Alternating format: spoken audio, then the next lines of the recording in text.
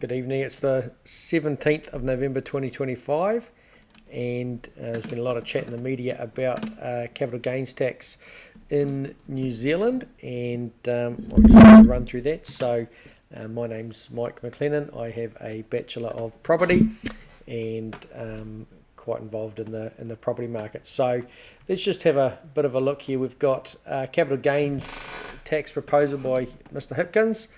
And so there's a question here about taxation equity.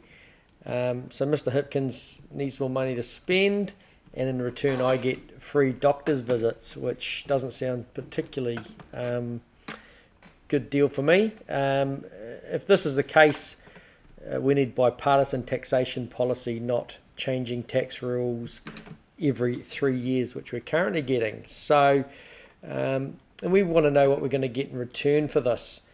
Why would I vote for change? What am I going to get? So from my generation, so baby boomers have had no capital gains tax all their life, massive property growth compared to wage inflation, created poor environmental outcomes, and they get full superannuation. You're now proposing the next generation to pay capital gains tax on their assets, on likely less overall wealth creation, a need to pay additional costs for environmental improvement, and we're told to start saving for our retirement because there is no guarantee of superannuation. You also want us to invest in other productive assets, but don't ever say what those options are.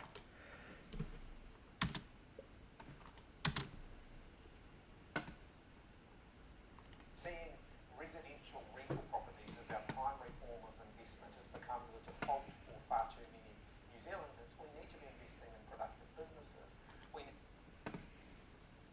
We need to be investing in productive businesses. I would like some more investment options, please, Mr. Hipkins. So Mr. Hipkins has come out with a proposal for a capital gains tax based on the wording of the Bright Line test. It's a particularly lazy piece of policy, in my opinion, and wouldn't last the next government even if he does get in. He said, in exchange for capital gains tax, I'll get free doctor's visits.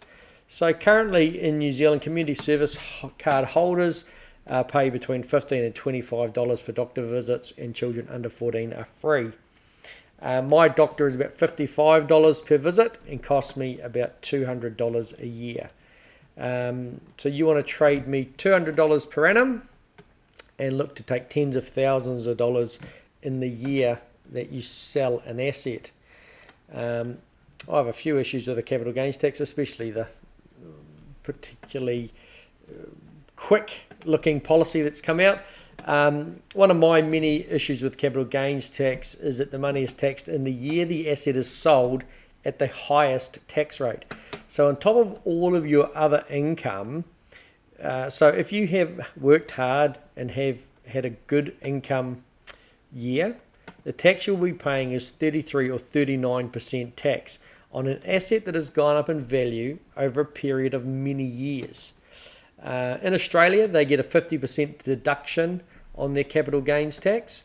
So we need to be clear if we're comparing apples with apples.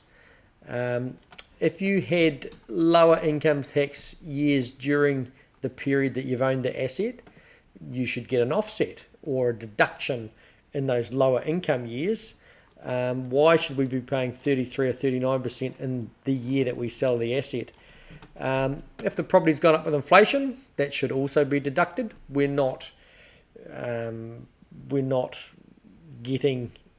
paying tax on inflation effectively. The market is currently 15% down from the peak.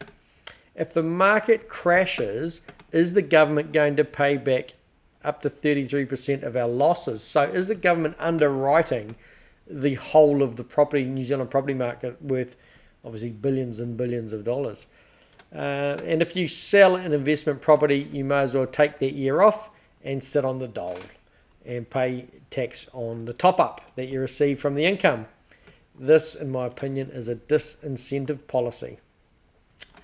Mr. Hipkins wants to stop people investing in residential rental properties. and wants people to invest in productive assets.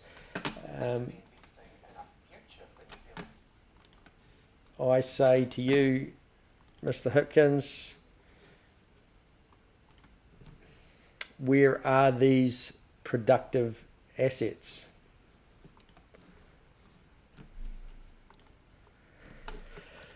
What are these investment options? Get a second mortgage and invest in my local builder or Sparky and hope for the best, hope that he's a good businessman. There are no viable low-risk investment assets for mum and dad investors wanting to get ahead. Commercial and industrial loan-to-value ratios and purchase costs are too high for most to enter the market, so what are the options? And not everyone can quit their job and start a company. This buzzword is not a realistic solution. Give us another investment option. If you don't want us investing in residential rental properties, what are the alternatives? Give us an alternative investment option rather than throwing around the buzzword and taxing people for trying to get ahead. Building additional rental properties to hold as an investment should be rewarded, not discouraged. This is a productive use of investment funds, and the government gets GST on all of the construction costs. So construction sector is a massive income for the government. They get GST on subdivisions, on sections, and on all of the construction. I, however, do actually have an alternative investment vehicle for rural wind turbines on separate titles. I'll discuss in another video, and I will send to Mr. Hipkins and all leaders of political parties and the media today. So that'll be interesting to see where that lands. We've got a main home exemption, and so I want to talk about the fairness versus equity here. This policy is not fair or equitable. It is lazy and decisive. Sorry, I've cut my page off there. So the average house price in Auckland is 1.245 million. I see why Aucklanders aren't keen on this option, but the average house price in Invercargill is 515,000. So they both are exempt, but one is double the other's value. So we'll likely get double the tax-free gain. The New Zealand average house price is 900,000. So you're going to have some winners and some losers. The cheapest houses in New Zealand are $300,000 to $350,000. Under this policy, if all houses went up 10% over 10 years, one person would have a tax-free capital gain of $30,000 if they lived in one of the cheaper houses, because that's all they can afford. The most expensive house sold in New Zealand is now worth $73 million, up $15 million in the latest updated CVs.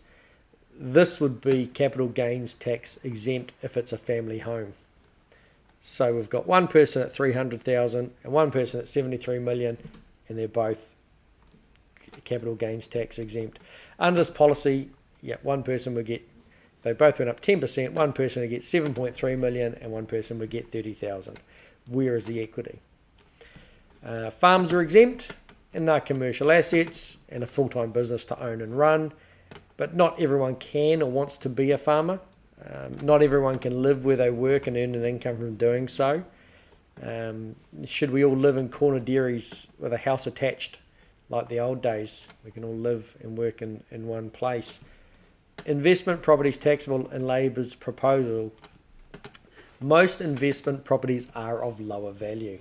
Investors are generally not buying above average value investment properties. If the average New Zealand house price is 900,000, investments are likely lower at, say, 750,000. These investors have also likely foregone a nicer house to buy an investment to save for their retirement. And I'll put here, superannuation is only going down, not up, if it's there at all. So we need to know what we're getting for this. You're currently saying I'm going to get free doctors visits. Am I going to get superannuation? Or are you just taking from me and not giving me the opportunity to provide for my own retirement? If you own an average house of 900,000, it goes up 10%, you get a tax-free gain of $90,000.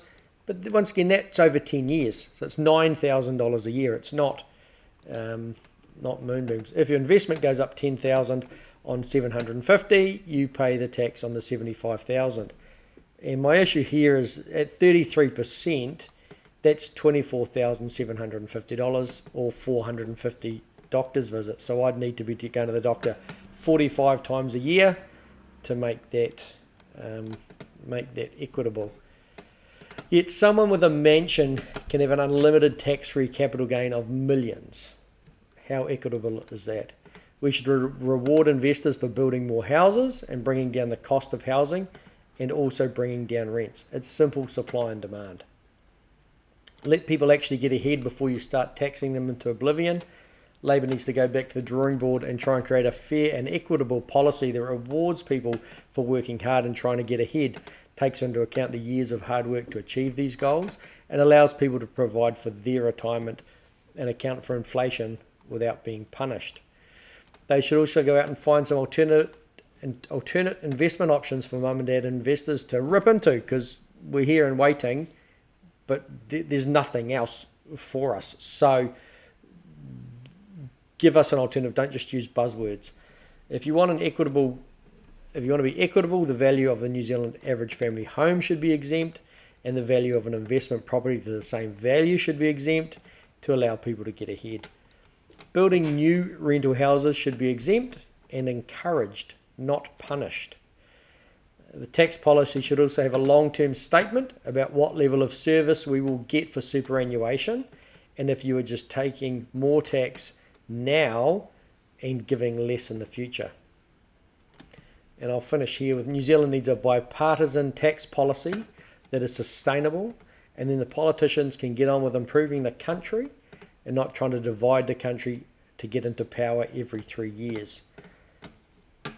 I will send you an email this afternoon, Mr. Hipkins, and I'll also do a quick video now on my alternate investment opportunity. Thank you for your time. If you like this, please subscribe, and there'll be more where this comes from. Thank you.